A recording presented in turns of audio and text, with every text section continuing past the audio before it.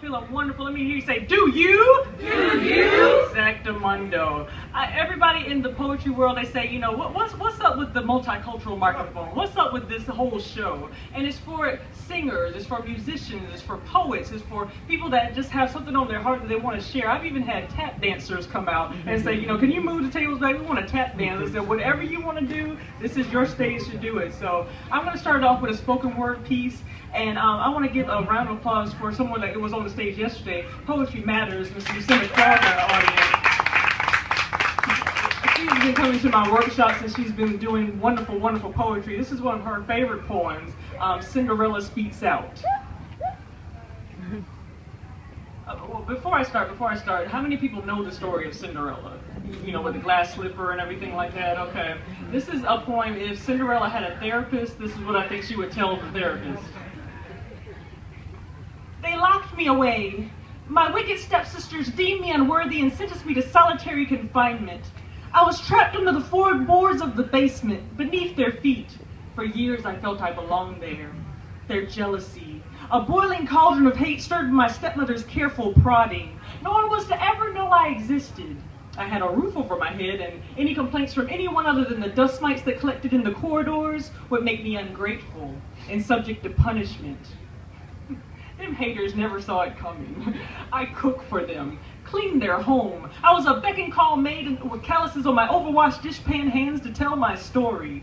That's all they allowed me to be. Little did they know those dark hours down in a basement do wonders to spark the imagination.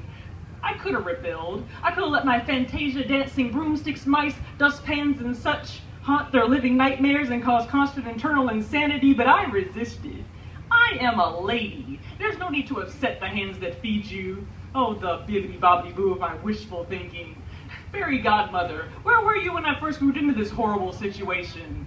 Now you want to show up popping pumpkins into carriages, turning my Walmart dress into Saks Fifth Avenue and giving me glass slippers just so some prince with a variety of dolled up options can find me attractive all of a sudden? No thank you. If my Prince Charming can't love me with dirt under my nails from all my hard labor, rags on my back from frugal yet honest living, and worn down shoes from taking care of a household completely by myself, what the hell good is he anyway? Why would I want to tiptoe around his ass in dainty glass slippers, afraid that everything I do and say wrong will be an excuse to break my heart and send me packing? Keep your horses, keep your pumpkins, and keep them darn shoes away from me. I want to stand on the line of my competition and be chosen without the magic. No smoke and mirrors required for the realness residing here. My name is Cinderella, born from the dust of struck matches and blazing fire. I've worked hard for the life I've required. Now I'm busting through the floor to take back the sunlight that was stolen. In my entrapment, the conscience I've made up will empower my march to freedom. I've slept soundly with the purple pills provided by Sleeping Beauty. The 7 dwarfs have wired me cash. Tinkerbell has loaned me her wings, and Snow White read me my future in a big, bright looking glass. So Prince Charming, if you're still out there cross-dressing with my other shoe, I demand you give it back.